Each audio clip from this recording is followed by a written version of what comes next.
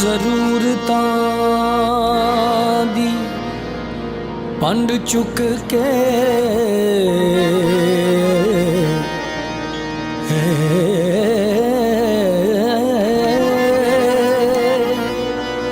ਦਰ ਦਰ ਕਰਾਂ ਮਜ਼ਦੂਰੀ। ਕਦੇ ਸੁਬਹ ਕਦੇ ਸ਼ਾਮ ਤੇ ਕਦੇ ਰਾਤ ਵੀ ਲੰਘ ਜਾਏ ਪੂਰੀ। ਕਦੇ ਸੁਬਹ